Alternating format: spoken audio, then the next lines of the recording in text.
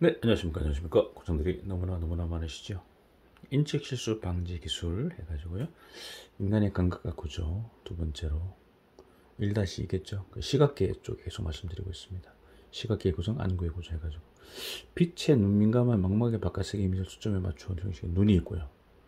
우리가 어떤 사물을 인식하려면, 눈으로 인식하려면 눈이 있어야 되고, 그 다음에 뇌로 정보 전달해주는 수백만 개의 신경 섬유가 있어야 되고, 정보가 모두 통합되는 뇌의 시각 피질이라는 뇌에 요 세 가지가 있어야지.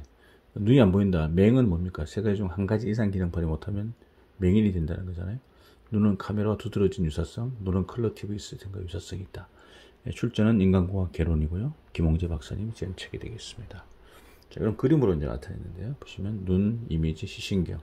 눈이 있고 신경이 있고 뇌가 있고요. 뇌에서 보는 그림. 컬러 TV도 마찬가지죠. 카메라가 있고 케이블이 있고 모니터가 있고 유사하다는 거죠. 각각 모습을 볼 때 눈은 굴절력을 증가시켜 초점을 맞추고 초절작용이 있습니다. 초점의 조절은 모양체 수축에 따라서 렌즈 역할을 하는 초점체가 자신의 탄력성으로 조절한다. 밀도 높은 시각 작업이 중첩되거나 나이가 들어 수정체 탄성이 저하되면 각각 모습을 보기 어렵게 돼요. 원시가 되는 거. 근시는 안 보이니까 원시가 되고 조절력이 저하됩니다. 핀트를 맞추는 속도, 중고령자는 늦어지죠. 적절한 사회적 배려와 구체적 대책이 필요한 거다는 거죠. 인간과학 측면에서요. 고령화와 직장의 정보가 동시에 진행되고 있는 현실에서 기능 특성에 맞는 시환경 설계가 중요하다. 이게 이제 인간공학이 되겠습니다. 그래서 실험자가 이제 60세일 때는요, 이 원근에 대한 초점 맞추기가 거의 안 된다는 거잖아요. 45세는 약간 좀 줄어들고, 25세는 아주 활발하죠, 이게. 25세는 이게 초점에 축축축 맞춰지는데 늘어났다 줄었다 하는데, 45세, 60세는 거의 평탄화됐다는 거죠. 이런 문제가 있다는 거.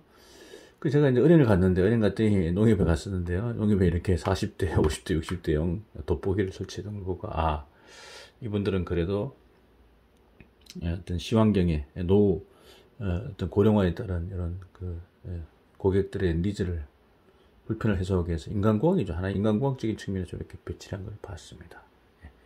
감사드리고요. 동공반사 안구운동이 있는데요. 눈에 들어온 광량은 홍채에 의해 제어되고요. 동공의 직경은 2에서 7mm 사이 변화되고 각각 모습을 볼 때 동공이 작아지고요. 흥미나 놀람 등 정신적으로 동공이 확장됩니다. 그래서 어떤 그 병원에 가면 이제 의식이 없는 환자를 의사들이 동공을 상태를 확인하는 거죠. 후레쉬 같은 걸로요.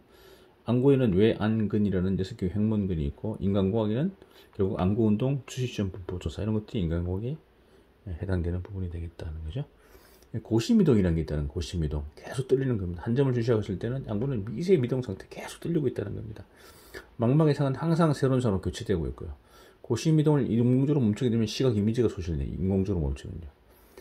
가장 빠른 안구 운동을 사케드라 부르기도 하고요. 사케드의 시력이나 색각이 가장 뛰어난 망막 중심 5부분의 시대상을 빠르게 결정하는 것을 사케드다 이렇게 부르고 있습니다.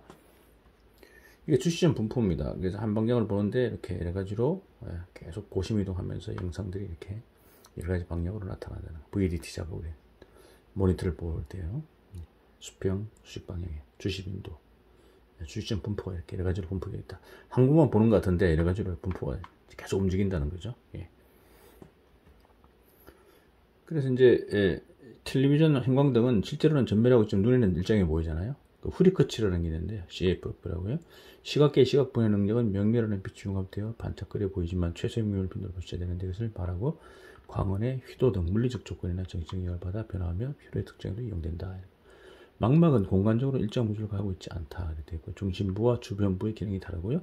중심부는 이제 망막의 중심부는 추상체 세포 많고 시력, 색각이 뛰어나고 밝은 곳에서 명료하고 주변부는 간상체 세포가 다량 있고 어두운 곳에도 약한 빛을 발견할 수 있다 되어 있고 중심시만으로는 도형의 인식 불가하고 주변시를 수변하여 전체를 식별할 수 있다. 이렇게 시공간의 특성을 얘기하고 있습니다.